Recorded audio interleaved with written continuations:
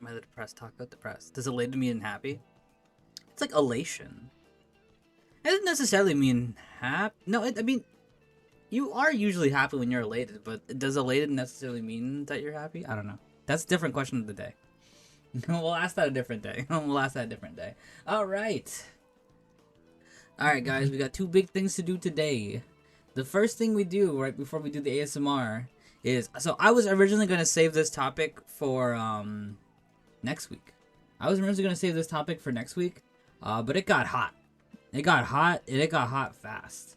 It got hot really, really fast because a certain somebody had a certain tweet, and that tweet was blowing up. And I was like, you know what? I think I gotta do this topic early, and that's why stream was a little bit late because I had to put together the question of the day in like a very short amount of time. We'll see. We'll start with what I got here, and then we'll go into it and see what other people are saying about it. But the topic lit a fire on Twitter a little bit earlier, so that's why I decided to do it today. But regardless of that, actually let me start YouTube stream before we like officially start. Real quick. Fire, PK fire. Okay.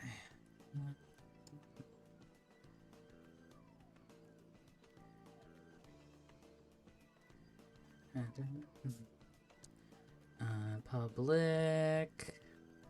Let's do Star Rail game. Honkai Star 80. Honkai Star 80.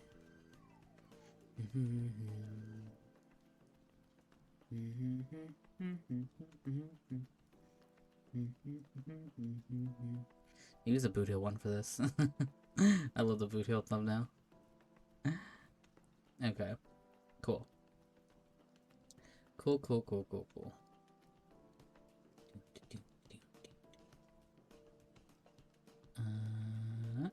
Alright, there we go. Did they release like on details? Yeah. Alright. Alright. Now they got YouTube up and running. Ladies and gentlemen, and everything else, today's question of the day is, does Star Rail have a power creep problem? I think this is our first Star Rail topic. Does Star Rail have a power creep problem? What do you guys think about that? A lot of people have been talking about it. There's been news, there's been talkings, there's been murmurings that Star Rail has a power creep problem. But why is there murmurings? Why are people talking about it? No, yes.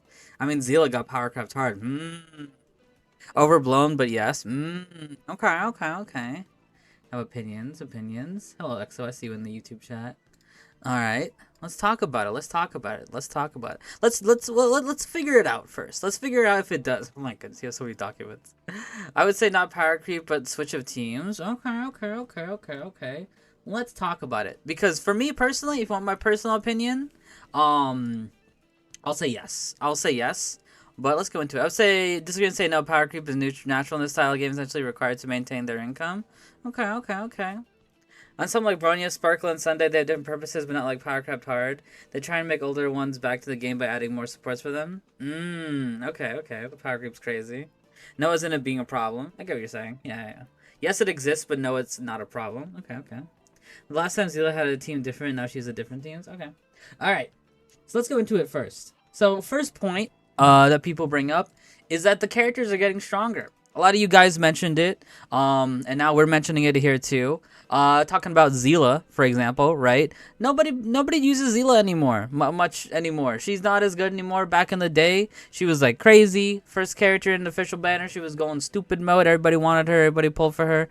Zila was crazy back in the day, right? Zila was crazy back in the day, but not so much anymore. Jing Liu was kind of the next character that people were just like, yo, this character is crazy. This character is insane, doing so much damage and things like that.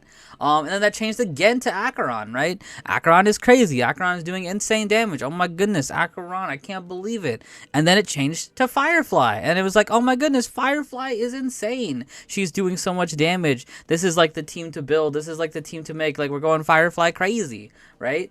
Is the same thing going to happen with Angela, right? Like, at the bare minimum, characters are definitely, like, increasing in power, right? They're increasing in power. They're increasing how effective they are. Is that going to continue? Is that going to keep happening? I don't know. But there definitely is a steady increase or whatever it is. Well, I still call it Angela because it's funny. Also, I haven't heard it in game yet. But is this gonna happen again, right? Is this a pattern that is gonna keep continuing into Amphorius? Is it? Yes, no. Version 3? Maybe, probably. I'm using Dan. Dan is also an example, right? Dan, I think around with like Jean Liu was out, like Dan was going crazy. 5-star Daniel. And then to these days you don't really see him anymore. These days you don't really see him anymore, especially without any constellations. And the HP is getting higher too. We got some data graphs here. I know some of these are a little bit hard to see. But here we have, and it's full funny. So a year ago, the bug boss was out, actually. Fun fact. A year ago, the bug boss was out from pretty much, yeah, December around last year to around January. And this is the HP it had. We have 583,000. Let me zoom it up a little bit for y'all so you guys can see it a bit better. So it was 583,000. Today, a year later, look at this difference. It is now 1,675,957. That is a difference between the same boss. It is the exact same boss. 1 year later, same wave, final fight, everything like that, same weaknesses, same speed, everything like that. And it's an increase.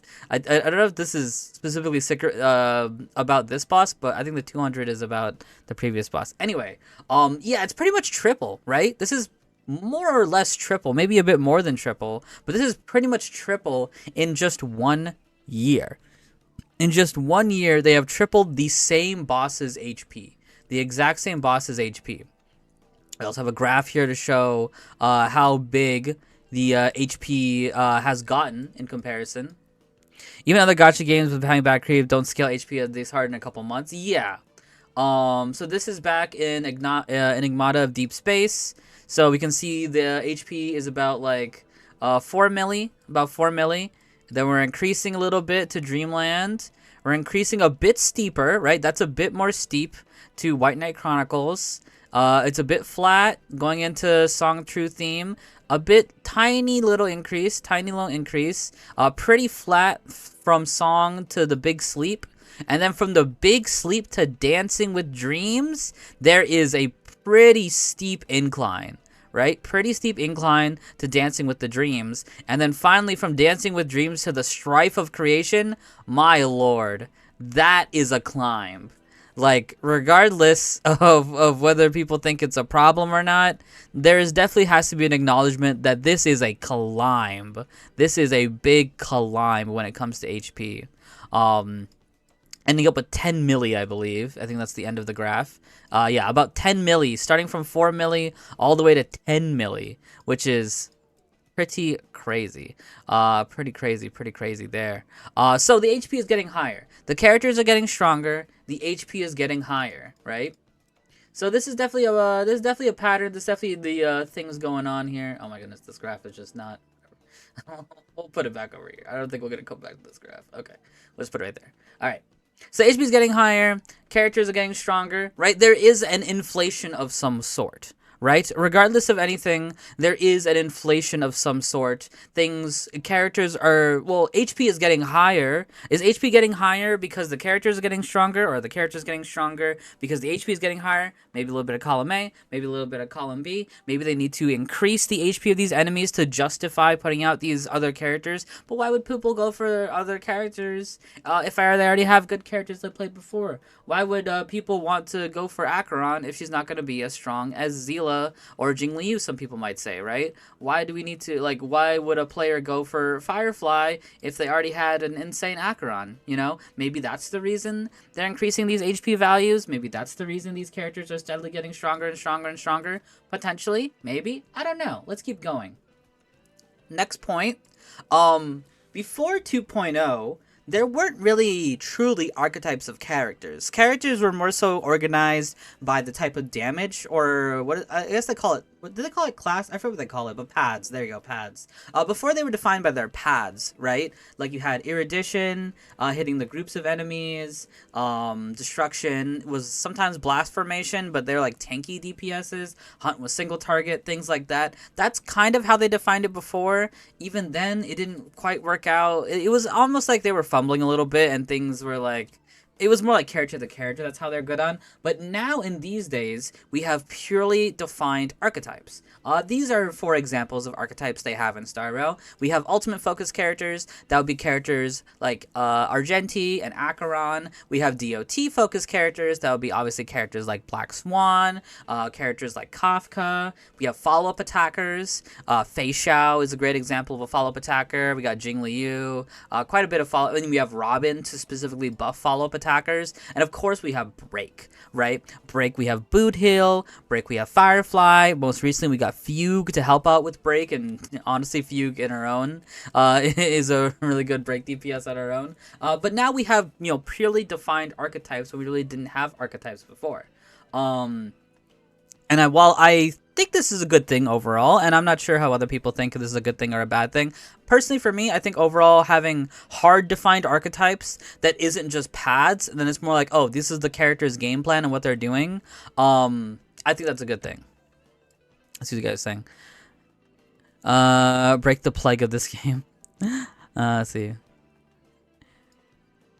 But MOC, Abyssal Shadow, Pure Fiction buffs balance it out though, so it's okay.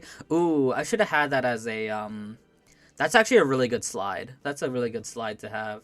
I might make that slide later, but I actually do agree that's a really good point about like, oh, the buffs kind of balance things out with some, examples. Actually, let me, I'll do that in the background while we go through these points. But that's actually a really, really good point, and a point specifically people will bring up a lot. But let's keep going. Somebody else put a comment here. If you look at the specific reasons why Zila is falling off, it's because her kit relies on Resurgence to really maximize her DPS per turn. Currently, she can no longer achieve this. Off-skill usage means her DPS falls off significantly from skills basics due to not getting Resurgence. But also, she's no longer getting energy as fast because she's no longer doubling up on turns. Right, so what's the solution to that, right? Is the solution... sucks to suck, no longer can you play Zila anymore because her functions aren't really working with the current game's climate? Or is the solution instead, let's put her into one of these archetypes which have already been proven to work and, make her work in these archetypes, right? Because we'll go into it a little bit later, but they've done that for certain other older characters. A certain someone people are familiar with. They have done that to many times in the past. But that's a good point too. That is a good point too. Sometimes characters' kits, especially those in 1.0, they don't equal out to the modern archetypes anymore, or the modern characters anymore. That's a really good point. But let's keep going. What emoji so put on tight? What? But yeah, some archetypes definitely get more love than others. Oh, where did this slide go? Oh, that's weird. It's out of order. Okay. There we go. There we go. Sorry about that. That one was out of order. Anyway, some archetypes get more love than others. So here we have the 3.0 character list. I got the 3.0 character list for y'all. Very broadly, I tried to organize them into the different archetypes, right? And of course, you could say that maybe there's some more, but we got Black Swan, right? Black Swan goes into DOT, right? Sparkle, I would say Sparkle maybe a little bit more generic. I don't know if you would specifically fit her into one of these. Buffers are a bit more different. If you wanted to put like a generic one, whatever. Sparkle would go into the generic one, but I didn't put her into any one of these. Acheron, you got with the ultimates. Adventurine, also kind of a generic, but also kind of follow-up. I don't remember if I put him into one of them, but yeah, you got Adventurine. Robin, she is generic, but she does specifically buff follow-up by a lot, so I would count that as follow-up. Boot Hill, of course, going towards Break. Firefly going towards Break right after Boot Hill, by the way. Boot Hill and Firefly both going towards Break immediately right after each other. Jade kind of in the follow-up. I included her in the follow-up just because that's a big part of her kit. Yun Li I also put in the follow-up because that's a big part of her kit. Zhao Cho I counted as ultimate because he is an ultimate buffer and an Acheron buffer, but he does buff ultimates as well. Fei Xiao, of course, follow-up. I don't think anybody's arguing that. Ling Sha I put towards Break. Rappa, I put towards break. Again, another back-to-back. Ling Shaw into Rappa, both break focused characters. Doing with Sunday. I didn't put Sunday anywhere specifically because he could potentially be a new archetype, right? Maybe they're going to make a brand new archetype coming out, the Summoner archetype. We'll talk about that a little bit later. And then we have ending off with Fugue, which is another break character, right? Yunli could also be ultimate too. Yeah, Yunli could maybe be ultimate. Maybe we increase this to 3 to also include Yunli. Maybe. But the point is, right? Like, whether I increase this to 3 or not for Yunli, right? There's obviously 2 big winners here. There's 2 big winners and 1 big loser, right? Regardless of, like, maybe, like, the nitty-gritty for, like, the more generic ones. I think people can see that there is certainly a focus and there is certainly a love for certain archetypes over other archetypes, right? Break and follow up got a lot of love, a lot of love in version 3.0. And that's kind of like the problem people are having, right? Is that, okay, you make these fully fleshed out archetypes, but why is only 2 of them getting love? Right? Why is only Break getting love? Why is only Follow-Up getting love? Where's the DOT love? You started DOT with Black Swan, and you kicked it to the curb for the other versions, right? I think that's a justifiable complaint that people are going to have, especially when you purely define DOT as, like, a path people can go down. Same thing with Ultimate. Acheron is holding Ultimate kind of on her back. Argenti as well. I think Argenti was in the previous version, so I didn't count him on this one. Argenti as well, but, like, that's a Argenti, Acheron, Jingliu, and then, like, maybe Yunli. You can argue maybe Yunli, but it's like, that they could, they at least have a modicum of love. But how come they don't get as much love as, like, Follow Up? How come they don't get as much as Break? I think it's a genuinely good question to ask. Super was saying here. This is what really kills the desire and motivation to keep playing. This is why I quit Star Rail. I think that's what's going to kill the entire genre completely. I can see that. I can see that. The Powercreep is, like, for every single character. Star Rail needs help with the MOC bosses. I think 1.x characters just have the unfortunate problem of being released early. That's a good point. Most of them don't have to fit into an archetype because they didn't have archetypes to begin with. Okay, yeah, I agree with that. Jing Yuan had a gimmick with his solo follow-ups, which already are somewhat common mechanic, and it's only going to be expanded on. Right. That is very true too. That's the thing with Jing Yuan specifically, is that Jing Yuan kind of naturally falls into the follow-up archetype, so it's very convenient that he kind of slid into this. And I think a good example of a character not super well sliding into one of these is Blade. I think let's compare Blade to Jing Yuan. Jing Yuan was able to slide into follow-up a little bit and have specific buffers made for him. And, right now he has Sunday that is kind of specifically made for him. But again, it's more a convenience of him sliding into, like, the Memo Sprite / Summoner archetype, which is kind of a new archetype we're going to have, is the Summoner archetype. He kind of conveniently slid into that. But somebody like Blade, even though Blade has follow-ups, I don't think he was able to naturally slide into it as easily as, like, Jing Yuan was able to slide into follow-up / the new Summoner archetype. Whatchamacallit?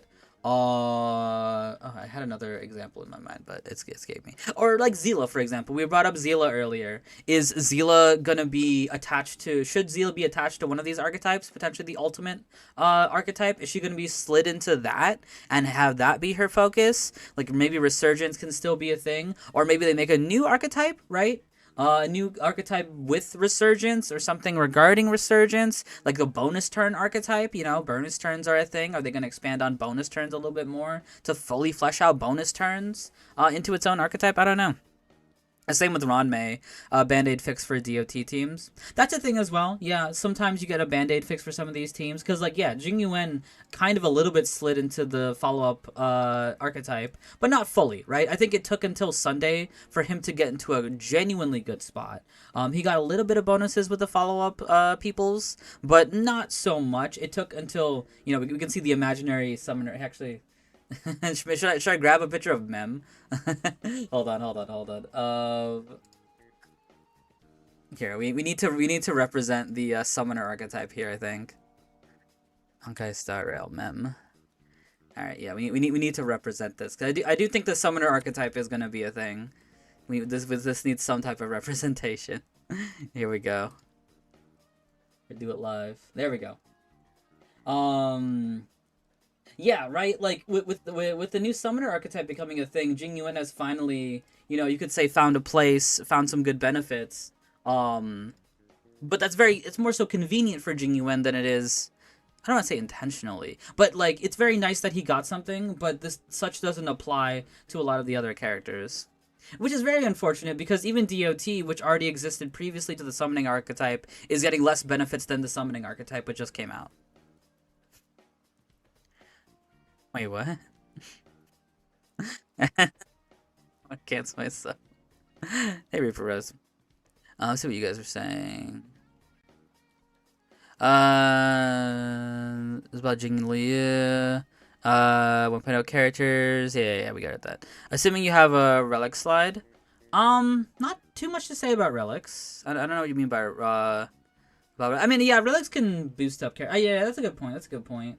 Relics can definitely be another method. With archetypes, I think relics are also a good point to bring up. Of just like, oh, is that is that the neutralizer here, or is that the advantage to bring people back up? Do we give a relic set to like Blade or Jing Liu that can bring them up to the same point that the DOT, the follow up, the ultimate, the break people? Well, not DOT, but the follow up, ultimate, and break people are. I wouldn't even put ultimate necessarily in there, but like the follow up and break. Do we give them is a artifact set? I mean, relic set enough to boost Jing Yuan? I mean, Jing Liu and Blade, or Zila, or whatever character, to the same realm that like follow up and break gets the love. I don't know, but I also don't think that's necessarily what people want. And as we continue to talk about this, I don't know anything about Stardust, so I can't say anything. It's okay. Blade with Sunday plus Bronya actually is kind of cracked. I ran it the other day. So mostly around either S1. Blade with Sunday, Bronya actually is kind of cracked. I ran it the other day. Yeah, I mean, that's a good point, too, is that there is... what is it? There is always things that you... We'll talk about that a little bit, too. And I think it doesn't hit the main part of the issue, but it is aspect of this issue, is you can make any character work. It's going to take some effort or creativity, but you can make characters work. For example, like Blade. You can make Blade work, especially in Pure Fiction. That's probably his best mode right now, is Pure Fiction, because he can hit everybody at once with a lot of his attacks. He can work pretty well with Jade. But then again, Jade is one specific character, and like, it's not that crazy. It's just like very solid. But I think it doesn't hit the core of the issue, is what we'll get to when we kind of get to the end of the thingies here. Sunday giving another 100% advance forward option that's SP neutral makes him viable again. Before that, he was left in the dust. Yeah. But it also wasn't specifically made for him. Blade kind of made Blade kind of monster. Yeah, Pure Fiction. Blade and Jing Liu was the team's attempt at making side grades for hyper carries, and then gave him released Acheron. Could be. Oh, yeah, and this is a really good point, too. The next point to bring up is they can do a good job of keeping characters relevant. We got the tier list here from Pridwin. I'm not encouraging people to follow Pridwin as law, because I personally don't think they know what they're talking about 100% of the time, but I think this is a good example right here. So, using the Pridwin's little tier list here, this first one is the MOC. As you can see here, Herta is ranked as tier 5 in the MOC. But if you look at the other side, this is Pure Fiction. We got in Apex characters, we have Herta. So there's a big variance and a big difference here. But I think the important thing to factor in is that in the creation of Pure Fiction, they were able to give something to characters who didn't really have anything before. Right? It's not exactly the issue we're talking about today, but I think this does kind of relate, at least to a little bit, to the issue we're talking about, where people feel like they have these characters that are not as good as other characters because they're not as strong, not as useful, etc., etc., etc. You can correlate that a little bit to Herta before Pure Fiction, where it's just like, well, Herta's not really that good of a character. There's not really anywhere to use Herta. There's a lot better characters than Herta, but now they made a whole nother mode where Herta can shine. And I think that is a little bit of what we're talking about here is that people want their characters to shine. Whether they want their characters to shine in a specific area is like, that can be kind of a very, we don't want to talk about Arlen. Arlen's a different question.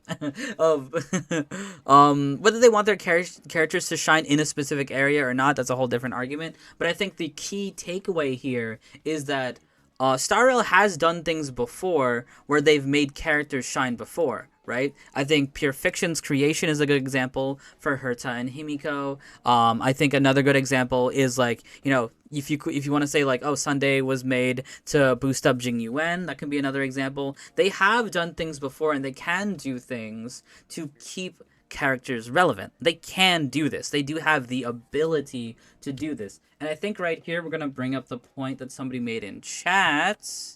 Let me go to one of the endgame modes here, because I think that was a really good point. Let me use Apocalyptic Shadow as the example here.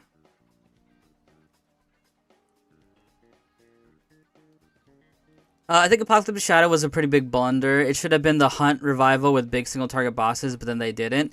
I agree with that. I definitely see the point that you make with that one. For sure. Yeah, you're honestly 100% right. Is that if Abyssal Shadow was the Hunt version of like Pure Fiction, I think that would have worked really well for Hunt characters. But it wasn't. It isn't necessarily that. It is bosses with like remixed attacks and things like that, but not in the way that you think or want. Here we go. Let me duplicate this.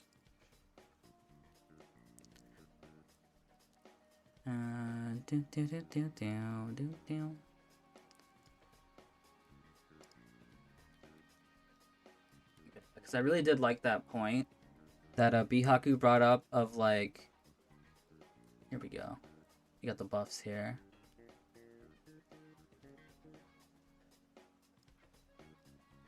We'll call this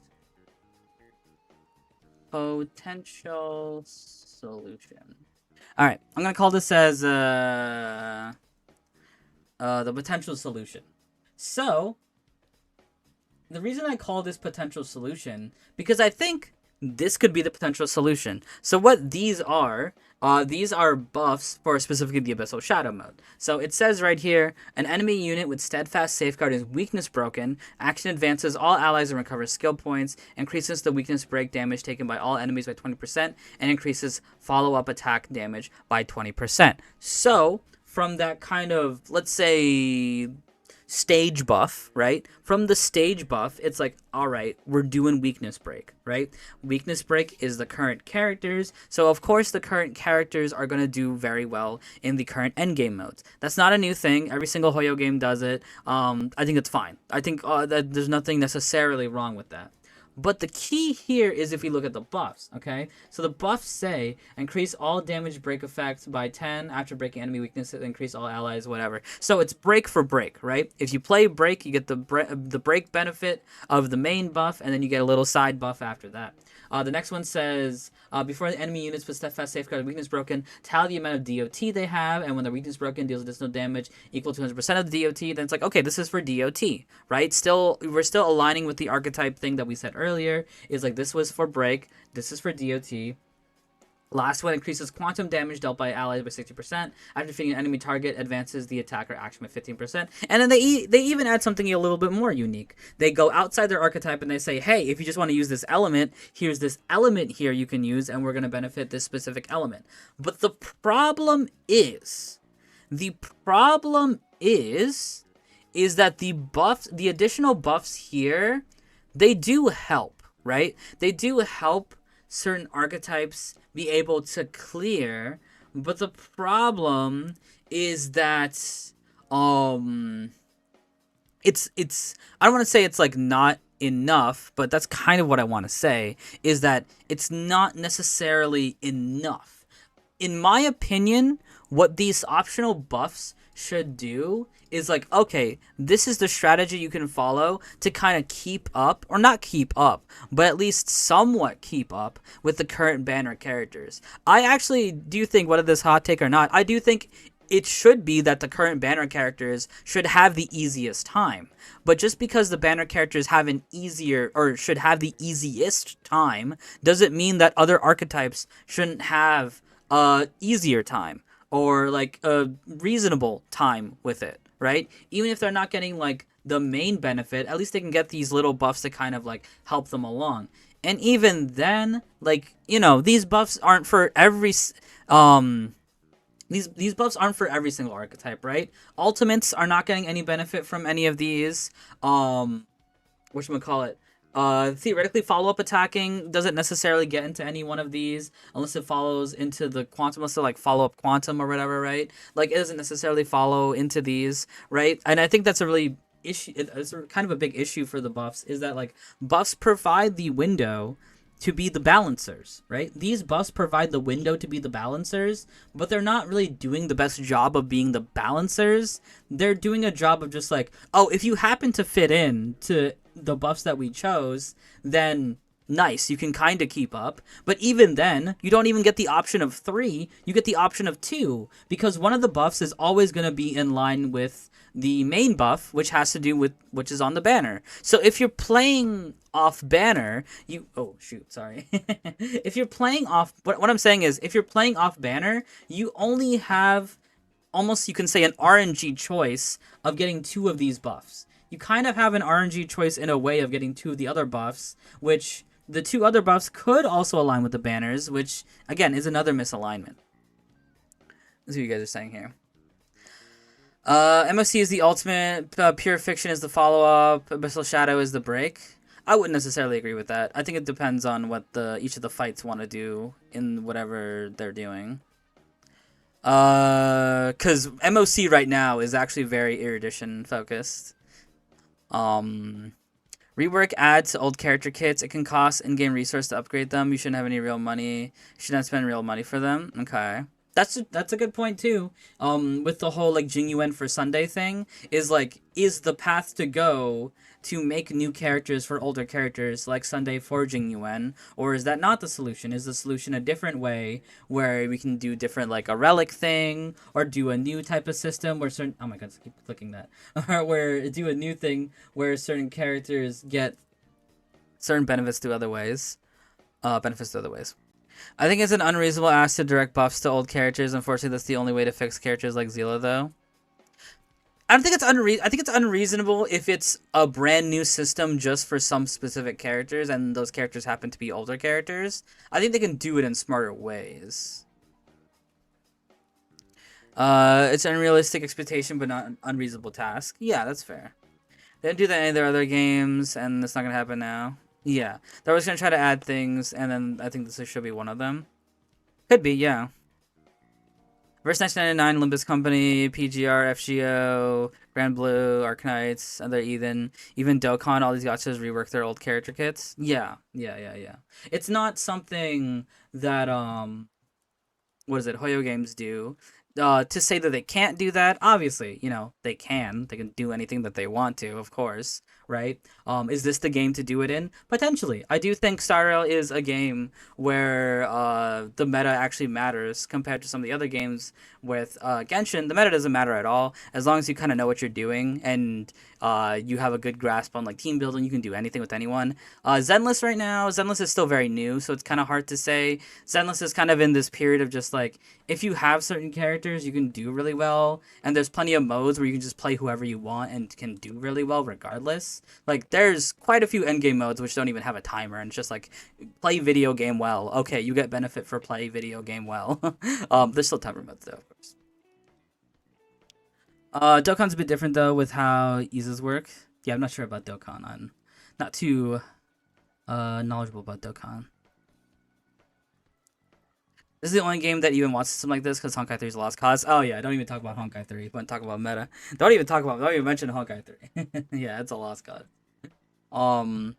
Yeah, I mean that could be a solution, right? Do we change, what is it? Yeah, do we change old character kits? Do we upgrade old character kits? Or do we give them, you know, other buffs via relics or via other characters? Let's keep going. But yeah, here's the problem, right? So that was all the evidence, right? That was all the evidence of like the characters are getting stronger, HP is getting higher. They have archetypes, but sometimes some archetypes don't give that much love compared to other archetypes. There's an imbalance of archetype, right? Higher HP, stronger characters, imbalance of archetypes. This is all leading towards power creep, right? But is this an inherent problem or not? Just because power creep exists, does it even a problem, right? And I think it all boils down to the issue is this. Simply put, people are worried about who they pull, right? I think that's all really what it comes down to, and really the big core of the issue is that people are genuinely worried about who they pull for. They're worried that, like, should I pull for this character? What if this character becomes irrelevant in a year, right? Should I pull for this character? Are they just gonna get power creeps by, like, a different character coming up? Should I pull for this character? Are they gonna align with the future characters coming out? Silver Wolf is okay. I should have put Silver Wolf here. We'll add Silver Wolf here. I legitimately forgot about Silver Wolf, but Silver Wolf is kind of the perfect character for this, isn't she? She is kind of the perfect character for this, isn't she? Here we go. Silver Wolf is here now. Silver Wolf is here now. Because I agree, Silver Wolf is, I think, the poster child for this. Is people are worried about who they should pull for. Pulling Silver Wolf at the time, maybe it felt pretty good. Had a lot of good debuffs. She was doing pretty well. Silver Wolf in this day and age, who the heck is going for this character? You know? That's just pure facts. Unfortunately, that's just pure facts. Silver Wolf really doesn't fit into any of the established archetypes. The only archetype she could maybe fit into, which is the Break archetype, already has characters that can do what she could have done for Break, but just kind of better. And they just kind of do them better than Silver Wolf. And that's... But she was amazing for Zila, right? Yeah, she was amazing for Zila. She was amazing, right? That's the big problem, is that people are worried about who they pull for. People want to pull for their favorites. People want to pull for who they want to pull for. People want the characters that they choose to be strong and to be relevant. That's what people want. They want the people that they pick to be strong and relevant. They don't want to necessarily go for the strong characters, even though they might, and even though they might desire to. People don't want to be forced or pulled, haha. People don't want to be pulled to pull for things they don't want, but people will feel like they have to keep up. And again, that is the encompassing of the problem here. That is the encompassing of the problem. The most added character for it to become the most obsolete. Yeah. And of course, another problem is, will the pattern continue? Right? Do we have routes where things can be solved, or will this continue? Summoner is coming up. Memo sprites are coming up. Remembrance is coming up. Especially after seeing what Sunday can do, what Sunday is capable of, and even seeing what the Remembrance Trailblazer can do. It feels like they're making another archetype, potentially, instead of working on the other ones. You know? Are we going to see this again? And are the numbers going to be like this? Right? For example, right? Will the numbers be like this? I think this is what people can potentially be worried about. Let me even this up a little bit just so I can make more emphasis, right? Will this happen, right? Will this happen with time, right? Or maybe will this happen with time, right? Will this happen with time where now follow-up and Break don't get any love, and like the Ultimate didn't move, but it's like, oh, we'll give some stuff to like DOT a little bit along with Remembrance, right? You know, will they be even more imbalance, right? I think that's a genuine concern that people can have or may have, is that, like, the love is not being shared going into Amphorius, where we're already seeing a brand new archetype being revealed and potentially being focused on, like follow-up and break attack was. Or break? Yeah, break. That break was. At this point in the game, I don't think there's a reason to not pull new characters. Even DU2 hasn't been given anything forever, can still clear without too much struggle. Every character released since 2.0 is at least pretty good right now. Yeah, I think to a degree, I definitely agree with you, right? If we go back to the list right here, I'll say most of the characters here are good, right? Most of the characters here are good. I think the probably the worst character on here is probably Black Swan and Sparkle. But like Acheron is still pretty good, but I will say Acheron is definitely losing some speed here. She's a bit losing a bit of pace these days. Adventurine's still really good. Robin is great. Boot Hill's doing fine in certain things. Firefly's still fine. Jade is here or there, but she kind of started here or there. Yinli's still really good. Zhao Cho is fine. Fei Xiao is doing really good. Yeah, and then we're of course going towards the end, right? But is that gonna stay true? Is the fear, right? And that's what I'm talking about with this slide. Is that is Acheron, right? Is Acheron gonna be the new Zila, where a year from now nobody plays Acheron, right? That's kind of the point that I'm making with this slide. Is this gonna happen again, where is Firefly gonna be as used as like Jing Liu is now, where it's just like you can kind of do things with Firefly, but it's not gonna be as effective as like the new Firefly or whatever new character it might be. That is the fear, and that is the problem that's being created. Is that as of this point, I think all of these characters are great. I think all the 2.0 characters are absolutely fantastic, usable, very strong, but are they going to turn into the 1.0 characters where it's just like in a year time, they're just not going to be able to keep up, right? In a year time, are they going to be able to keep up? In a year time where maybe the HP was even going to triple for the Bug Boss, right? Bug Boss is at 1.6. Is the Bug Boss going to go to like 3.0 or 4.0 milli HP? And it's just like, oh man, all these other 2.0 characters, they really can't catch up anymore. Is that going to happen? I think that's a legitimate fear people have. People focus so hard on the older characters being power creep when that was genuinely inevitable. Even in Genshin's, most of these characters early on have better counterparts and don't stand out to new characters. The difference is, though, the older Genshin characters can still keep up really well. Because Genshin's ceiling is so much lower, characters like Hu Tao can keep up a lot easier. Like newer pyro characters, let's use Mawika and Arlecchino. Mawika and Arlecchino are a lot better. Mawika and Arlecchino are a lot better than Arlecchino are a lot better than Hu Tao, but Hu Tao can still keep up because the general floor of Genshin is very low. But again, as we can see here, the ceiling of Star Rail is rising a lot faster than the ceiling of Genshin is. The ceiling of Genshin, I feel like it has a steady incline for sure, but I think it's more of a steady incline that Star Rail had in the past. The problem is that Star Rail is starting to have a spiking ceiling. That's the issue right here. Star Rail is starting to have a spiking ceiling where other things will not be able to keep up because this is what they were capable of before, but now this is what they have to contend with on these days. That's the issue here.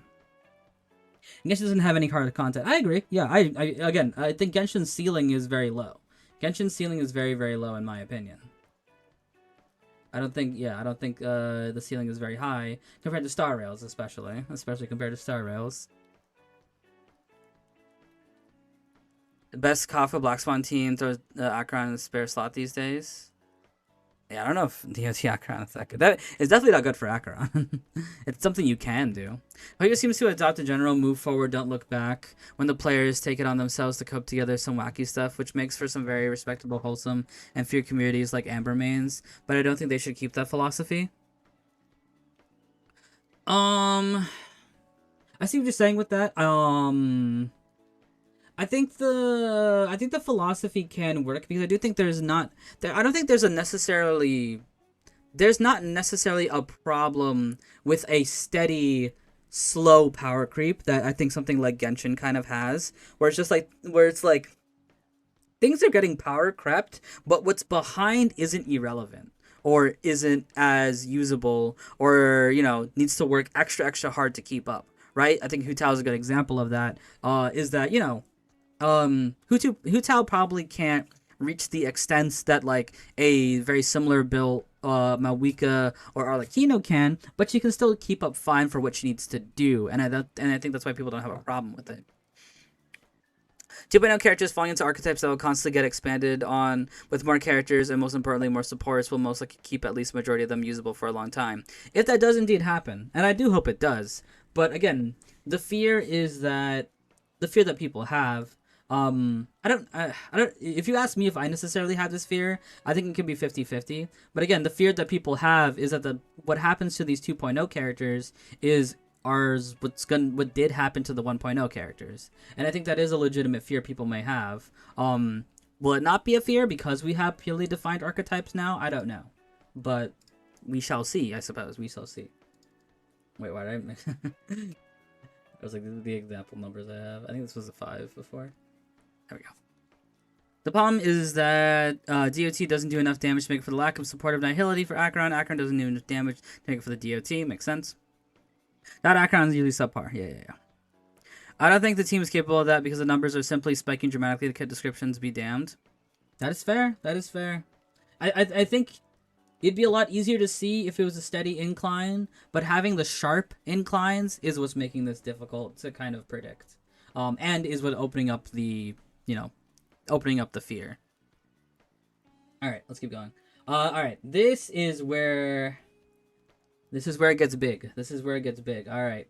This is kind of what made me do this today. It's something we're going to look at for a little bit here. We kind of been talking about it. I've presented the kind of evidence from the one side. There's more. There's a big, let's say, other side, right? So I've mostly talked about the side that says Starrel does indeed have power creep, and there is indeed a problem. I've been coming a lot from that side because we are going to be looking at a tweet here that, let's say, is from the other side. Oh my goodness. Let's say it's from the other side of the conversation, which is it is indeed not a problem. I haven't looked to the extent that this side talks about it, but we're going to look at it together. I don't know why my layout's messing up, but whatever. I'm just going to ignore it for now. All right. Let's go into it. Boom. We got a tweet here. We got the playing the advocate. We got the tweet here. This says Starrail has a power creep problem only if you allow it to happen, either by greed or stupidity. Change my mind. Never mind. Surprising. What do you guys think? So this is the other side of the conversation. We've kind of been focused on one side.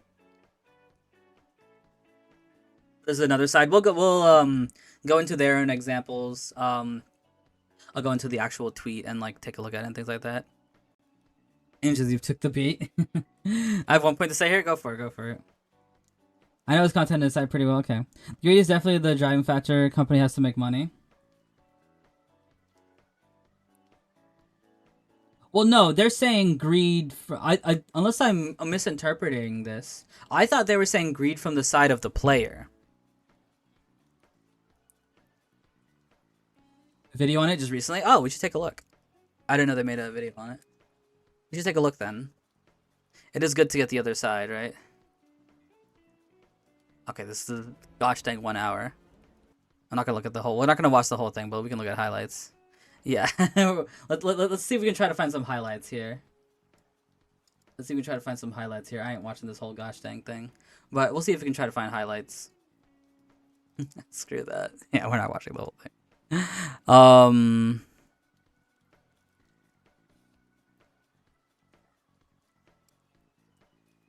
we go.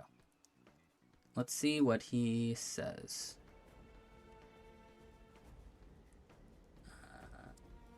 Speed.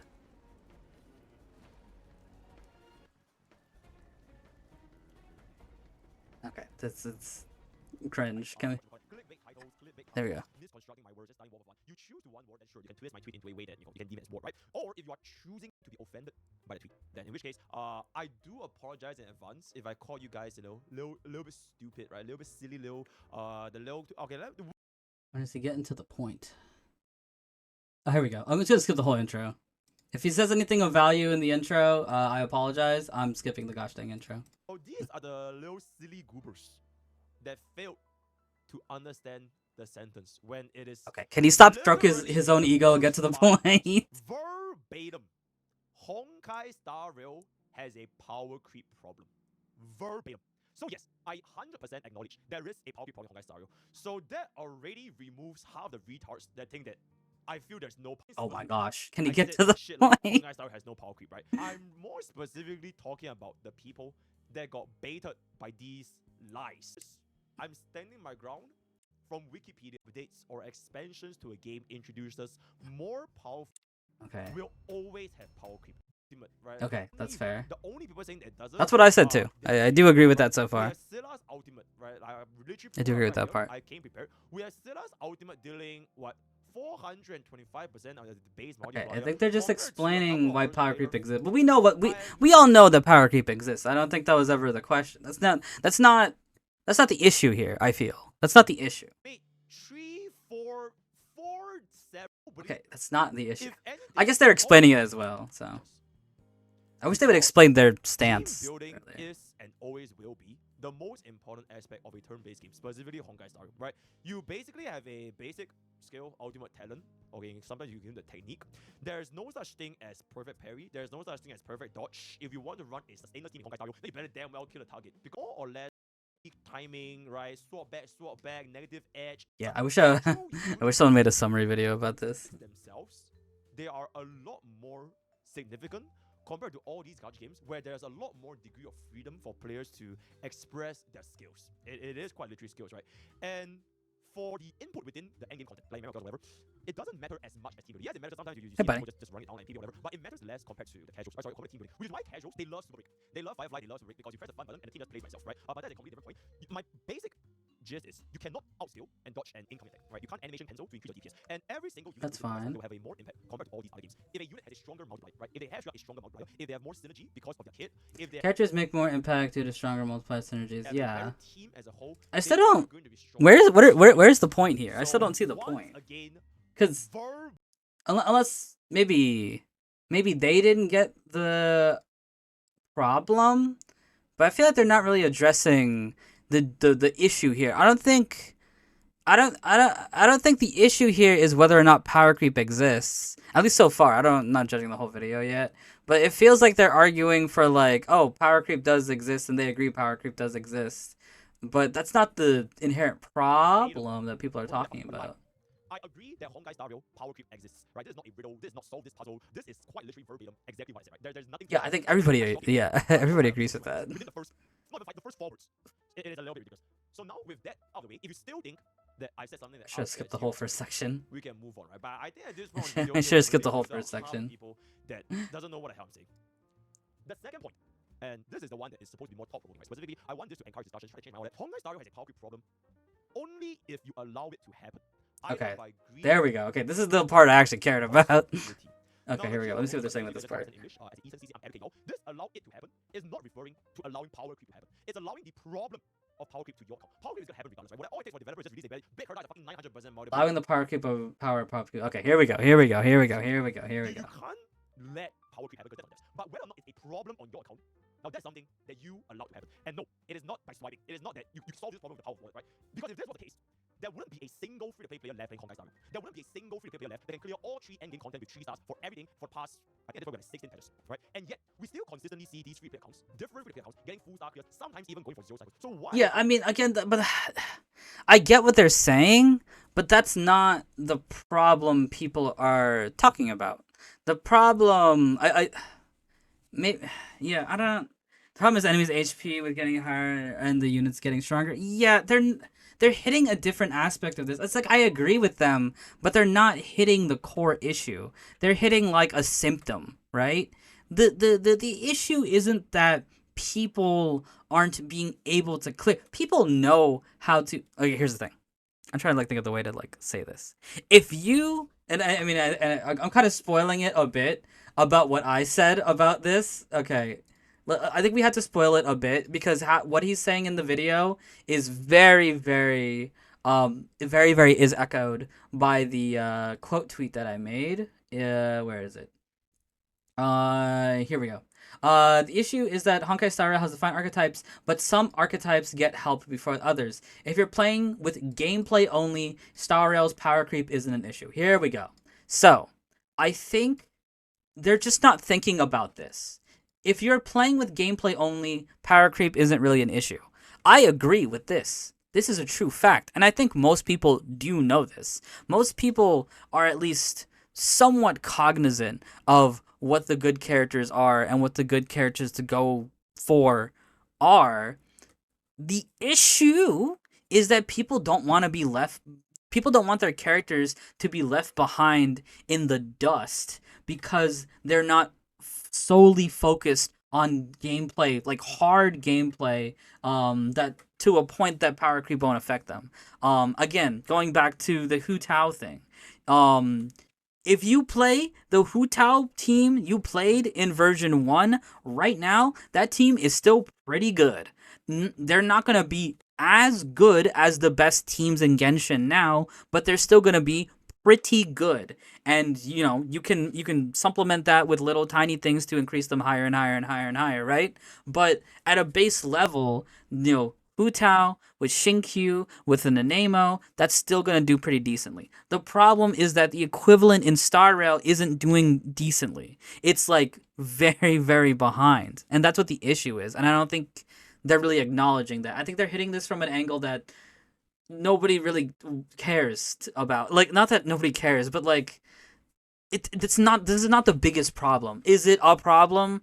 Freaking sure. But like, it, the issue is the discrepancy or the disparity, I guess you could call it that. That's the core here, is the discrepancy between A versus B. Not that A can't catch up. You can help A catch up, but it's going to take a lot more from the newer stuff for A to catch up in the comparison to like Genshin, where like for A to catch up, it's not as difficult.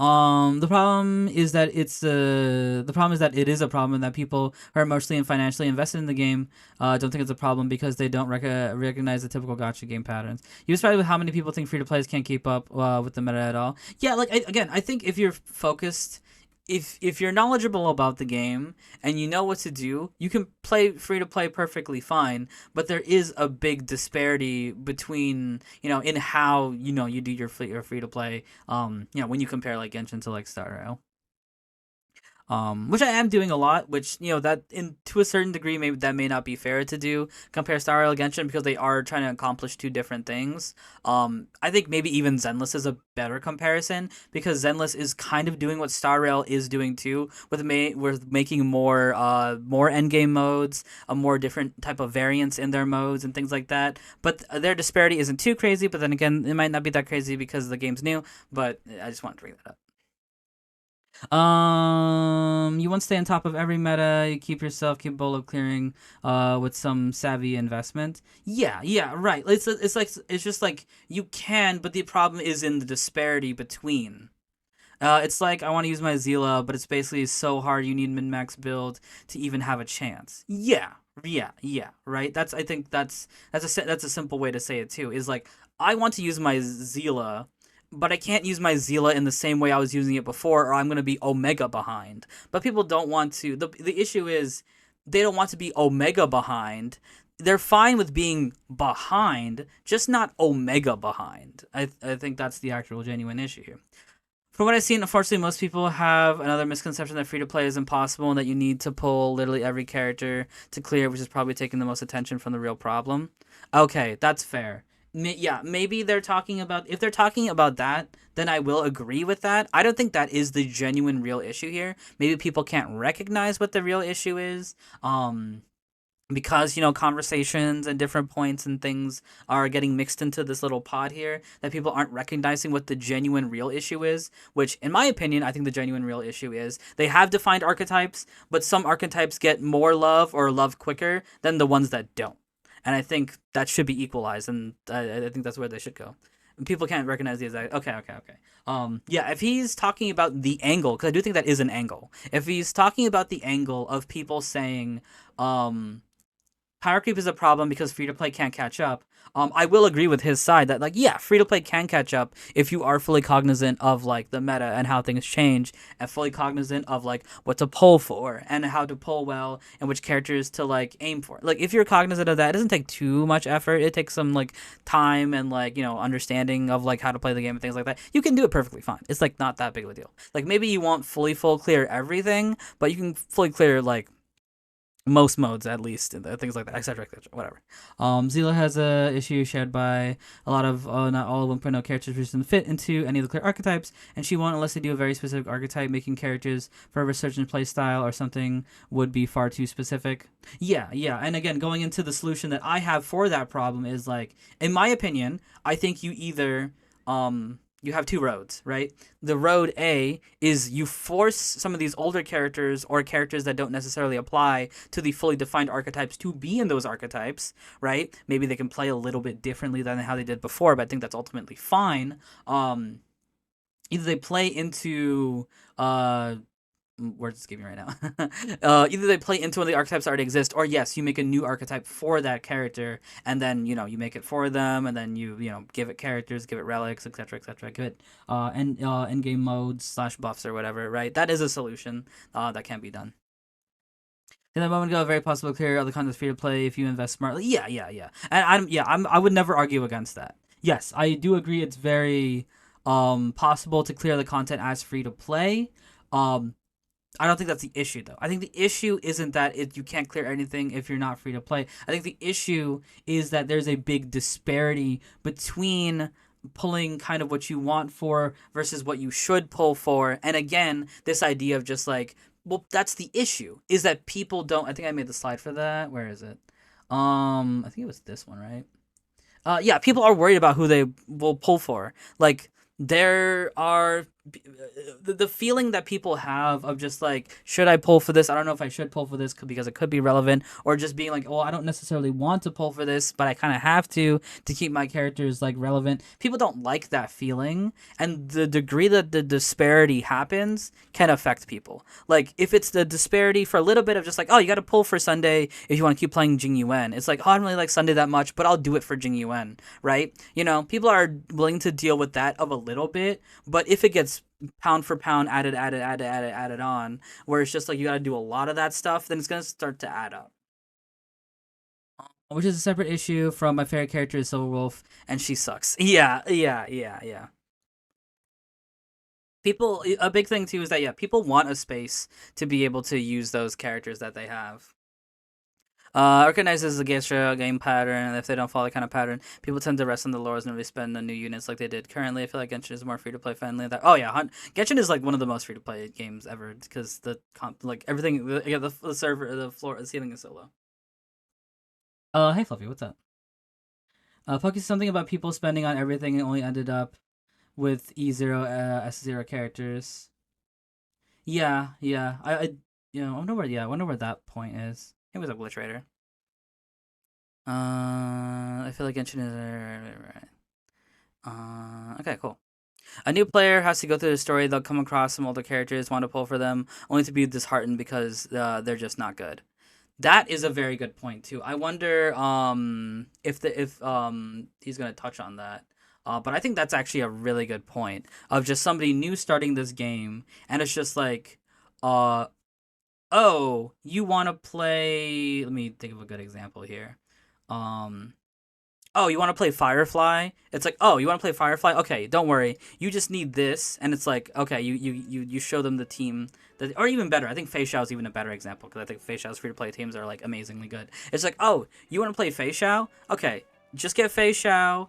She's great. Here's some good options for the Fei Xiao. And it's like, if you want to make her better, here's some stuff to make her better. And it's like, okay, sweet, awesome. And then somebody else comes down the line. It's just like, I want to play Zila, or I want to play Jing Liu. And it's like, okay, this is what you need to play Jing Liu or Azila, like, early on. It's just like, oh, that's not going to be as good as, like, an early on for, like, Fei Shan. It's like, okay, and you need this, and you need to get this, and make sure you get this, and make sure you get this, but that's not out yet. That's not going to be here for a couple months. Make sure you get this, and then make sure you get that. It's just like, there's a lot more leaps and hurdles and jumps you got to go through with a character that's unsupported versus a character that is supported very well. And again, it's the disparity, right? I think the disparity is the really genuine, true problem here, is the gap between what's really good and what's not as good. It's just way too big of a gap. I think the gap is the problem. Any way they can shorten the gap, like, again, a good example is Jing Yuan. Anywhere that they can shorten the gap, would be really beneficial because like Jing Yuan before Sunday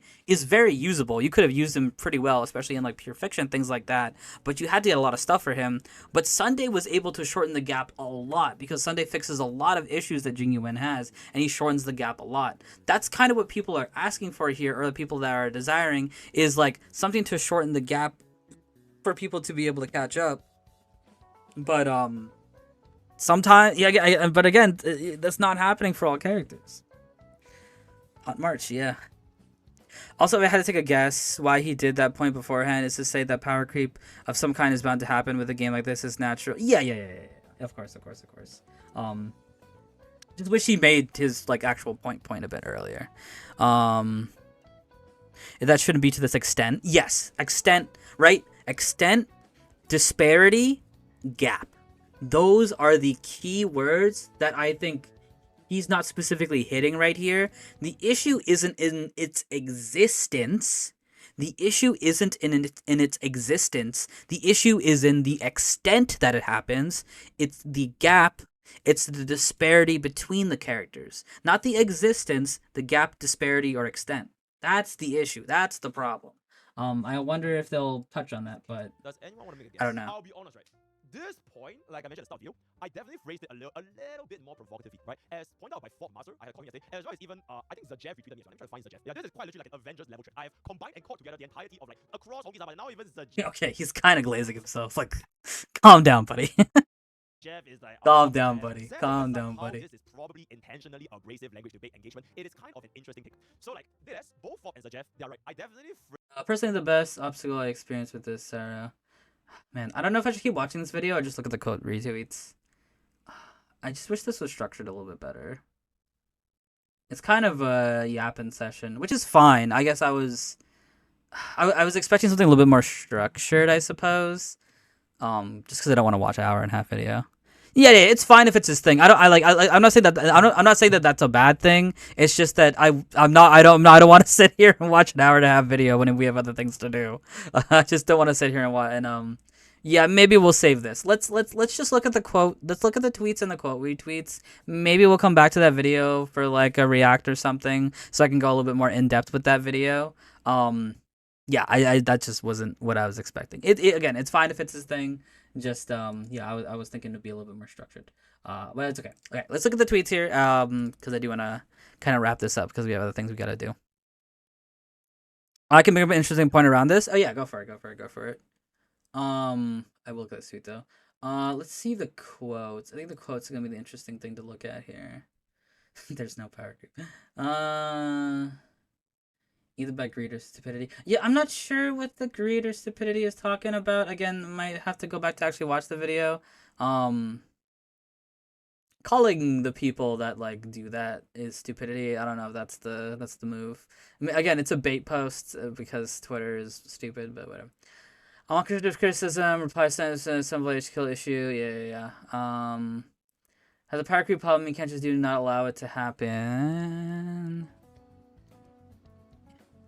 Just briefly ranted about this on Hoyolab because I was frustrated with the MOC 12. HP inflation is a direct proportion to my blood pressure. I'll tell you something that I've noticed. Either that you get to clear in one go, you just don't, be it MOC or endgame. Either you can experiment with the most wacky team comps and how those would work, or you just need to brute force it to go stainless. I'm exaggerating. I hope it was Nietzsche's Ollivander. Okay. You're a whale. It's kind of funny. And then they made another tweet. MOC is so bad, the enemies have way too much HP. I can't pull every 5-star every patch. I play that almost every unit with Lycone and multiple Eidolons that never struggles in the MOC. I think. Okay, let me focus on this one for a tiny bit. Because I do think not exactly what they are saying, but kind of like the essence of what they're saying is an important thing right here. This isn't like reverberated throughout every free-to-play player, but it is a key factor in being free-to-play, is that free-to-play in Star Rail is a lot more stringent, right? It's a lot more stringent than some of the other games. Again, about disparity. It's about extent. It's about gap. It's not that free-to-play players can't. It's that what a free-to-play player needs to do is a lot bigger of a knowledge check, and it's like a lot more specific what you need to go for, what you need to aim for, what characters you do need to pick up. Especially when when it's characters or things that people don't necessarily want to pick up. Maybe some people don't want to pick these characters up to be able to stay relevant, but they kind of have to, and that's the kind of issue.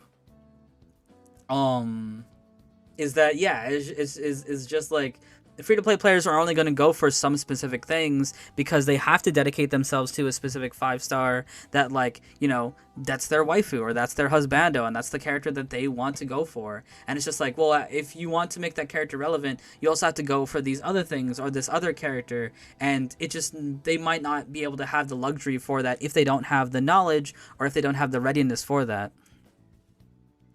And you're going to have to probably look at leaks to plan forward too. Right. And that's a very good point. That's a very good point. You probably do have to look at leaks to see, like, what you want to or should be doing, but people don't want to and shouldn't have to do that. I think that's another point that I haven't brought up yet, and that's a really good point, is that a lot of these things that free-to-play players need to do to be able to keep up, a lot of people don't want to do that, and I don't think they necessarily should have to be forced to do that in order to keep up to the extent that they have to keep up. Again, the problem isn't the existence, the problem is the gap, the disparity, the fact that this happens to, you know, in a different level, right? Yeah, just keep with the gap, right? The problem is the gap or the disparity or the extent that this happens. First, our options are sorely lacking compared to Genshin's as well. That's also a very good point. I think the only one or the only ones that can kind of do very well is like March Hunt for Feishao, right?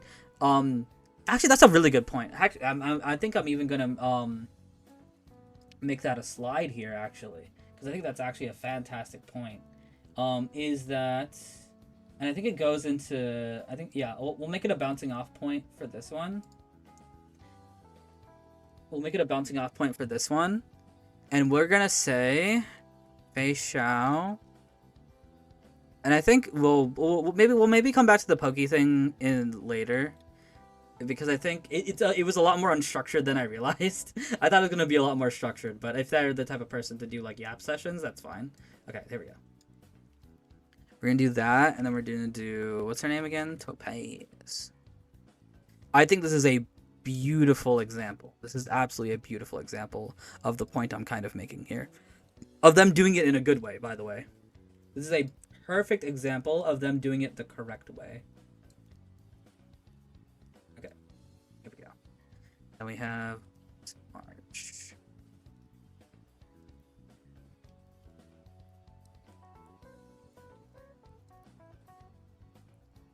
Here we go. Do I have a better... March kind of stands out.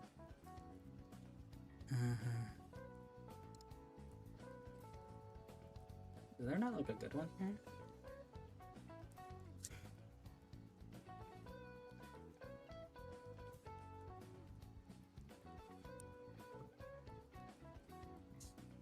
Where's the splash art?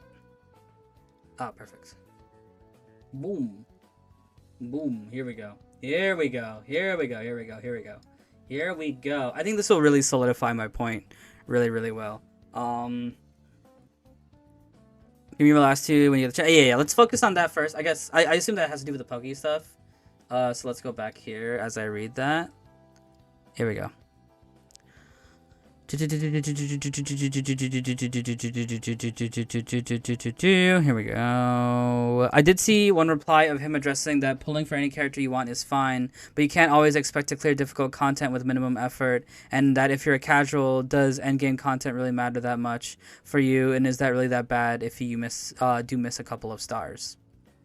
Yeah, I think that's a valid point. But I think that doesn't hit what the true issue is. But yeah, that is a very valid point. That, yeah, if you're a casual player, you're not going to care too much about the end game. I think getting most of the stars is completely fine. Again, the true issue is the disparity here. The true issue is the disparity here between what you want to go for versus what you should go for, and then the big disparity between that. The issue is the gap. The issue is the disparity. The issue is to the extent that it happens. But yeah, no, I do agree with that point. That like, if you're casual, missing a couple stars is fine. What is it? Yeah, if you're pulling anything you want and you're expecting to fully clear with like minimum effort, yeah, of course that's not going to happen, right?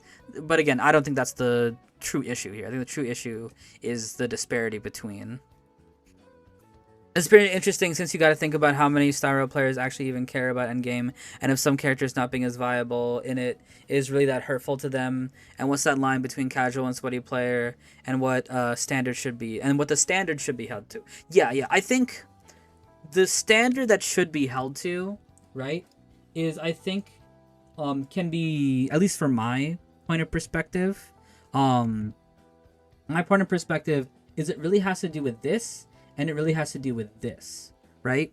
Is that I think if you are going for characters who are either outside of the current banner, or like let's not as meta, you can still there should be more ways to be able to make up the difference, right? There should be more ways to be able to make up the difference than just going for premium options all the time, if that makes sense. Then going to previous options all the time. Like for example, endgame, like endgame mode buffs, right? I think more of these endgame mode buffs should be the bridge to reduce the gap, reduce the disparity, reduce the level of extent that the meta strategies have over the non-meta strategies, right? These should be the gap closers, but the problem is these buffs don't function that well as the gap closers. I think they should, right? I think they should do a better job as being a gap closer. Lynn says something. I missed the last few minutes, so I've already covered this, but even a good enough Zila can clear 410, and Pure Fiction is relatively free to play friendly to clear all difficulties. You're losing like 10 to 5 pulls patch, and you really want to clear everything, then you just gotta pull another character. Yeah. I do agree with that, and I think that's fine, but I don't think that's like, what is it? I think that's valid, but I don't think that's the issue, right? I think the issue is that, again, it's the disparity between these different type of strategies, and I think what Star Rail should do is do their best to reduce the gap with that disparity. Because I do agree. Rich brought that up, and now you're bringing up that now. If you are free to play, and if you are missing a couple pulls because you can't fully clear, that's perfectly fine. But the problem is that people are feeling almost, I don't want to say helpless, but like the disparity between like always using modern stuff versus trying to use your old stuff is a lot more wide, and Star Rail should do things to reduce that gap, reduce that the level of extent, reduce the disparity, right? I think it's all about reducing the disparity. I think that should come from the type of buffs here, or it can come from something like this. Let me see what you guys are saying before I move on to this, because I think this is the best point I have here. The problem is that they're blanket buffs. They're just meant to keep the strong characters keep winning, and they can't have too much. Run Damp was Akron teams of mine, and they're super well invested into, but I plan to do that because I didn't want to spread super thin. The last few patches, I can definitely feel the bosses getting tankier and tankier. And at a certain point, what you're doing now isn't going to be able to keep up, and you'll have to modify again. I don't think that's necessarily a super big issue, and it's something that even you can do as a free-to-play is like smartly invest into what's coming in the future. But you do need a bigger knowledge check. You do need like a bigger knowledge of the game to be able to keep up. But the problem is in that gap, right? The problem is in the gap of knowing how to keep up and executing it versus not knowing too well, and then you're gonna fall even further behind. Okay, so again, the first aspect is the endgame buffs that they can do to be able to decrease the gap. And I think this is a great example right here. This is a great example right here with Fei Xiao. I think Fei Xiao is a perfect example of kind of what I'm talking about, is that if somebody wants to play Fei Xiao, and it's like, if they want to keep Fei Xiao super duper strong, using her the best as possible, it's like, oh yeah, Topaz is one of her best teammates, but she is still plenty usable with March the Hunt. And I think this is something that they gotta be doing, right? Things like this. Not necessarily this specifically, but things like this, where it's just like, okay, March the Hunt existing is decreasing the gap between March Feixiao and Topaz Feixiao. Topaz Feixiao will always be better than March Feixiao for the most part. I'm not sure about the super specifics, but like the Topaz variant will always be better. People just want to be able to keep up. That's it. And Hunt March is helping people to keep up. And I think that's the big problem here. That is the true problem, is that the disparity between, the gap between is too wide that people can't really keep up unless they very much well know what they are doing. Which you can do, but I think it's just too wide. I think it's genuinely just too wide. Players are arguing about skill / knowledge issue when the entire point is that Hoyo is doing it to manipulate players enough to spend. Yeah, that's fair too, but it can also work against them as well, because going back to this, right? If the same thing that happened in the 1.0 characters happened to the 2.0 characters, right? Then people are going to have the feeling when a new banner comes out, should I even pull for this character, or are they going to be irrelevant in like a year, right? And then in that aspect, it can affect them in a negative way to spend. I think in the small, it can help them quickly spend. Oh, excuse me. I think in the small turn, it can help them spend on the new stuff. But at a certain point, it's going to catch on. People are going to catch on and be like, oh, I'm not even going to invest in the first place if this character is going to fall off because of power creep. There's been plenty of gachas where the power creep is too much that people can't stand it and then they leave. Go to Tower of Fantasy and ask them how they're doing, for example. Go to Tower of Fantasy and ask how they're doing. The news MSC with a huge spike in HP isn't helping, and but an extension of what I just said earlier can just kind of keep the cycle going. Pull your favorites, and then when you can't clear anymore, pull another top meta character or two. With an average or limited 5 stars or 1-2 patches, it shouldn't be too bad to sacrifice 1 or 2 characters to make sure you can clear everything if you want to be able to. Right, but I do think that is a solution, but in that solution lies the inherent problem, which is another point that I brought up over here, is that people are worried about who to pull for. To a degree, maybe you can say people want to have their cake and eat it too, right? Is people want to be able to pull who they want to pull for and be able to still keep up. It's like, oh, you can't have your cake and eat it too. You can't have both. You got to pick and choose the one. But I think the solution lies in the middle. People shouldn't have to be fully cognizant all the time of what they should constantly be going for to be able to keep up. And at the same time, people shouldn't have to be like, oh, I can pull what I want to, and to be able to fully clear everything, right? I think the true solution lies in the middle, where it's like you can pull what you want to, and there are things to be able to help you keep up, right? Again, going back to like the endgame buffs. These things should be helping you keep up. Maybe you can't like fully get it all the way, but they should be able to at least help you be like, if you want to put the time investment into playing the mode, right? Like games like this don't have like dodging or parrying like Zenless or Genshin and things like that. These are the ways, right? These should be the ways in which people catch up. Not 100%, right? I think going for the new characters should still be the best strategy to be able to keep up, but these things should be able to help people still keep up to a certain degree. Overall, do you think the current popular idea of power creep is a bit over-exaggerated? Some people think characters individually are power creep when that's actually the archetypes, which is honestly better since this makes fixing issues much easier than updating older archetypes.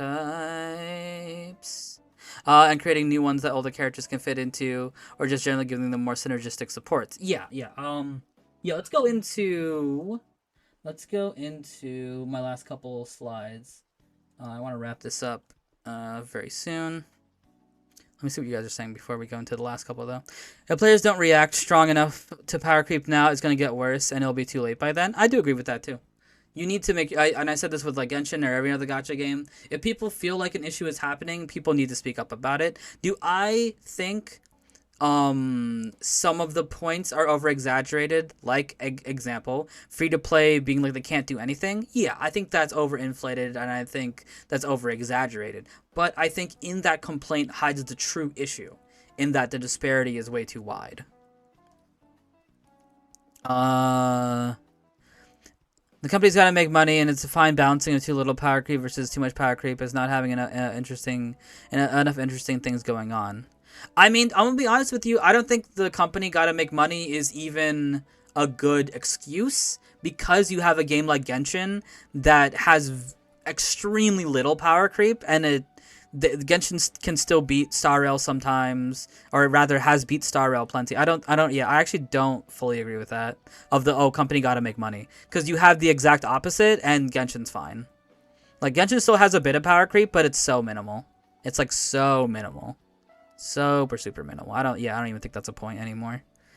Other live service games don't power creep their units like Warframe, PoE, some MMOs. So there are other business models which let them make money, and Genshin too. Cosmetics are the way to make money. That's very true. Different game entirely. So I'd argue apple to oranges. Maybe but I don't think the Genshin one is an apple to oranges. Star Rail's a different beast, turn-based with little exploration / open world stuff. But that's not what you're pulling. You're not pulling for open... Some people pull for exploration / open world stuff. But combat is definitely the biggest aspect.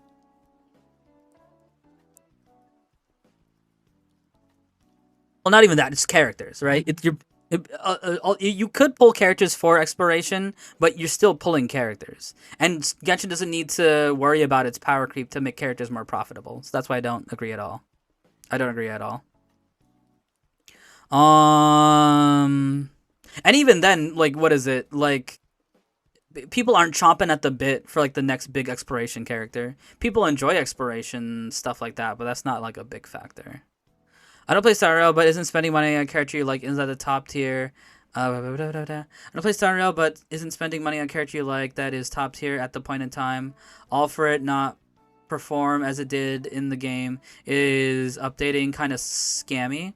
If the bosses are getting harder, then I think it's kind of scammy that they're making it more difficult, not something you expect at first. I know it's kind of unfair to compare Genshin to Star Rail, but you can pop Kave in any other 4-star team or even the starter team and play perfectly fine if you build them. Yeah, I think, again, Genshin is the other extreme. I don't think Star Rail needs to go to the extreme that Genshin does, like with the example Peaches is giving. Yeah, if you slap on Kave on a team and you want to fully clear something, as long as you know what you're doing, you know how to play it, the team, you can fully clear everything perfectly fine with, like, Kave. I think that's an extreme, and I don't think Star Rail needs to go to that extreme, but Star Rail needs to meet in a middle, is what I'm saying. Star Rail needs to meet in the middle. The same gameplay, not cosmetics. Yeah, Kaya Lisa is still pretty solid. Yeah. I mentioned the big four. Yeah. For cosmetics, Genshin's able to make money and still with old character reruns because old characters are so strong for new players coming in all the time. Very true. There's very few new characters where people go for them and they're not getting huge benefits, like characters like Sijuin, for example. It has to be a balance that they're failing at by going too far and increasing strength on one side, because part of Star Rail's appeal versus Genshin's is that endgame modes are hard and thus more engaging, which some people prefer, but not to the extent it's going on right now. Right. The issue is extent. The issue is the gap between. The issue is... I forget the third word I keep using, but I keep repeating it because that is the main point here. I agree to the point that, yes, the current amount is too much, but I don't think power creep is necessarily something that is something to entirely hate. Yeah, I agree with that. It needs to be done in a more controlled fashion. Disparity, thank you. Yeah. No, I do agree with that. I do agree with that. Yeah. And I think that's what the inherent issue is that power creep in itself is fine. Genshin has power creep. Genshin is one of the easiest games right now. It still has power creep. But Genshin's extent that it power creeps is very low, and that's why it's still in good favor. The extent that Star Rail power creeps is a lot more high, and that's why people are complaining a lot more. Because the gap, this disparity, the extent is way too high. And they need to either decrease that with things like this, right? With, like, endgame mode buffs, or things like this, where you have budget options, right? But these are not as frequent as a game like Genshin. Budget budget options in Star Rail are just not as frequent as, like, Genshin, for example. But I think they should be more frequent.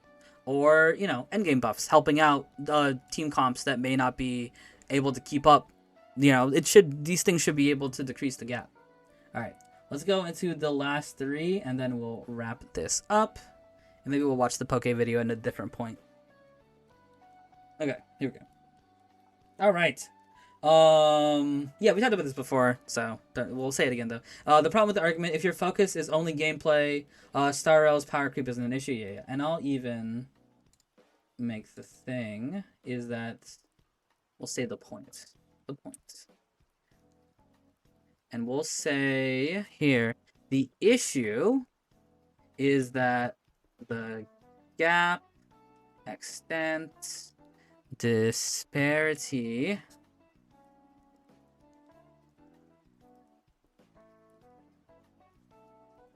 between older versus newer is way too high. There we go. I think that's what me personally, that's where I'm ending with, or that's where I'm making my big exclamation point, is that the issue is that the gap, the extent, the disparity between older versus newer is just way too high. They need to do things that reduce the gap. They need to do things that can give you more budget options, right? Because I think it is possible to be able to, like, for example, do free to play stuff and to be able to catch up, but the extent that this is happening, the way it's way too big, and they need to decrease it. And yeah, and then I put an example here before, with the, like, of course, Genshin. Again, Genshin is the example of, I think this is what Peaches was. This is pretty much what Peaches was talking about, right? The Genshin is the other extreme, where you can use every single character, and your freaking Razor is 0.1. I don't know who's playing Razor or Shinyan or Sethos or Fremine. These characters are like the Arlins, right? Like, Amber is like the Arlen of Genshin, and 0.6% of players who signed up to do this are just clearing Abyss with them. Like, you're not going to see that as often as this in Star Rail as you do in Genshin, because Genshin is the other extreme, right? They need to go, who's playing Barber? I mean, listen, people playing Aloy, like, they're playing all of it. You know what I mean? Star Rail doesn't need to go to this level, though, right? Star Rail does not need to go to this level to be able to do what they need to do. They just need to get closer to where this is. The gap needs to be closer. And there we go. Yeah, and this is pretty much kind of same thing that ends up with the final thing that I was saying. There's a graph on Pridwin similar to this for Star Rail. Oh, okay, that's cool. If you want to look, okay. But I mean, the point still stands. But yeah, I do think this is the solution. I think the solution is, two things, right? Number one, I think, is decrease this gap, decrease the extent, decrease the disparity, between the super meta stuff and the stuff people were using before. How did they decrease the gap?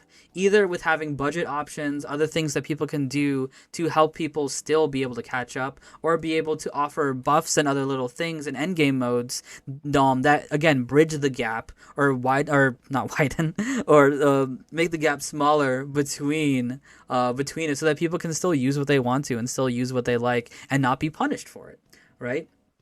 And another solution, which I do think is hopefully the route that they're going to go, and 3.0 is going to be where we see it happen or where we see it not happen, is where the archetypes get equalized a lot better, right? Because before, this is what it was before, right? We get one DOT, 5 follow-up bonuses, 5 follow-up characters. I think it was like 2 ultimate, actually. 2 ultimate characters, maybe 3 if you count Yun Li. 5 break characters, and then 1 remembrance at the end, but we're not counting that, really. We get 1, 5, 2, 5. That's not how it should be. It should be equal, right? Where it's like we get 3 characters for the ultimate archetype, 3 characters for DOT, 3 characters for follow-up, 3 characters for break. It doesn't need to be exactly equal, but needs to be, like, relatively similar, right? The love being shared between all these different archetypes needs to be closer, right? Those are the 2 things. As long as they can accomplish these 2 things, I think Star will be fine. Whether or not they do, we'll see. And again, I think that's what the issue is here ultimately. And I do think it is kind of a shame that maybe people are focusing on the wrong things, but I do think these things are the things that people should focus on. Is, again, the issue is the disparity. The issue is the gap. The issue is the extent between using the old stuff versus using the new stuff. Using the stuff I want to versus using the stuff that is meta. The gap, the disparity is way too wide. It is way too wide. And the solution is, again, you got to equalize things a little bit better. You know, give love to more archetypes. Don't do like we can't be doing 2 breaks in a row. Like going back to this for a little bit. Like Ling Shaw with Rapper right after. Like we can't be doing that no more. Boot Hill right after Firefly. Like we gotta stop doing that. At least in my opinion, we gotta stop doing that. Let's decrease the amount of love that only specific things get, and let's decrease the gap overall through interesting things. Again, you don't just need to make things easier. You can make things easier or make things more reasonable through budget options or through being able to like solve things via these interesting buffs that you can get from the end game modes or whatever, what have you. But ultimately, I think sharing the love between all the archetypes is just the best solution. Okay, and that, as they say, is that. That, as they say, is that. I do hope that people can go get closer to finding out what the actual problem is, because I do think and I mean this happens in every argument and conversation, right? Is that people just focus on the wrong things all the time, and so like people make points and like things that just don't make sense or like don't line up correctly, and it's just like but hey, it is what it is. Is MSU and analytics in that link above if you want to look to compare it to Genshin's? Sure, we can do that. I see what you're saying here.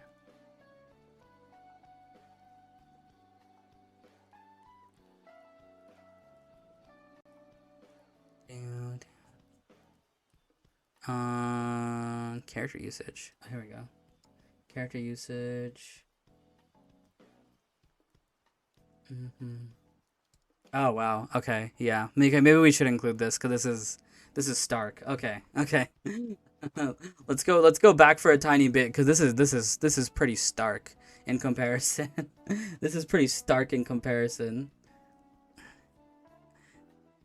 It's just character usage over time, team usage. What are we looking for? There's a better one above that. This one? All characters, fastest cycle? Is that what we're looking for? Fastest cycle for MOC? That's the average clear. Okay, here we go. Okay, yeah, this is a good point. This is a good point.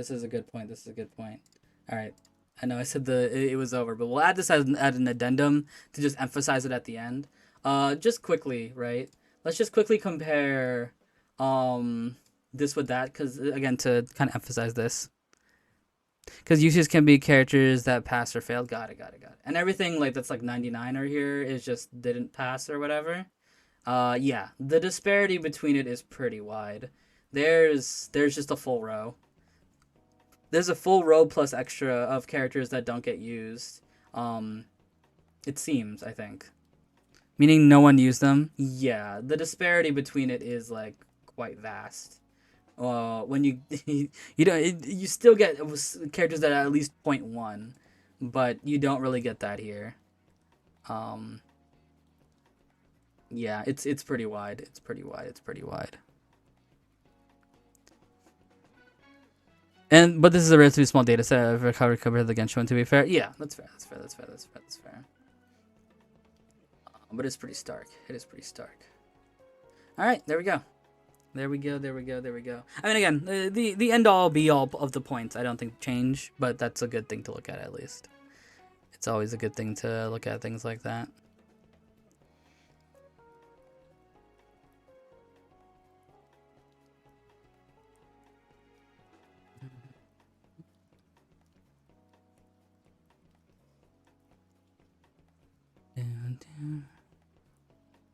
A small but decently comparable, yeah.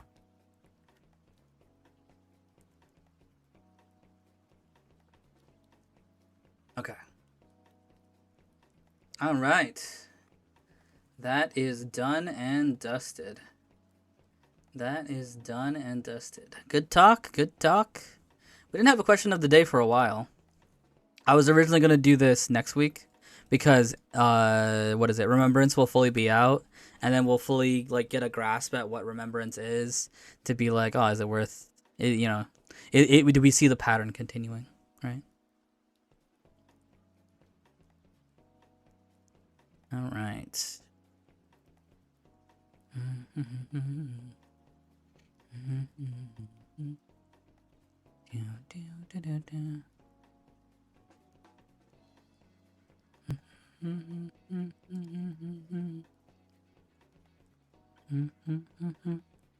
For remembrance, we get her to though. Yes. Yes, yes, yes, yes, yes. Oh, that's a good point. It would have been only in the second half anyway. True, remembrance MC. True, true, true.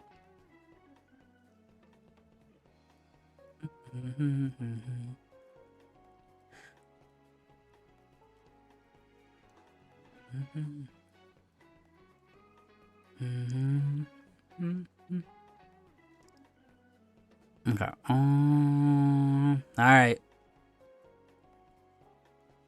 Enough of the intellectual, the intelligent, and the debating. It's time for ASMR. Everybody get ready. There's not that many scripts actually. That's why I felt fine doing question of the day today, because there's not too many scripts.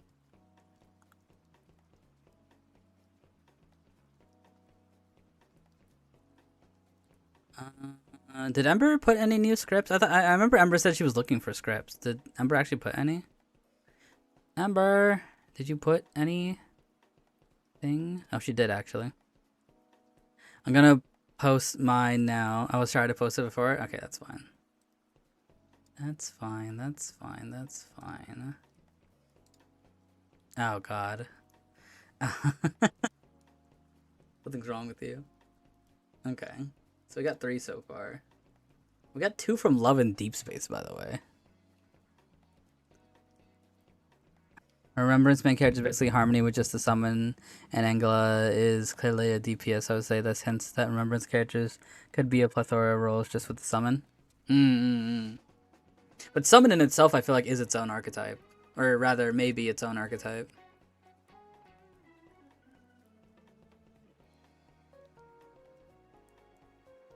Or will it be so dominant that, like, oh man, if I don't have a summon on, if you don't have a summon with you on your team, you're not going to be able to catch up? I could see it. I could see it. I could see it.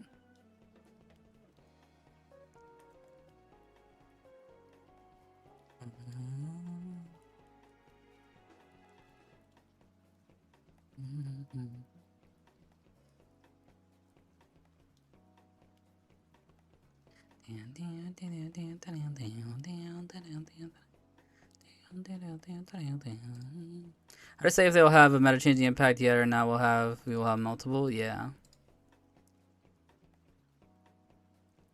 Whenever reviews happening, we can bust through a few real quick. I'll try to speed. Let me speed run them real quick, because I'm getting some other stuff on the side too.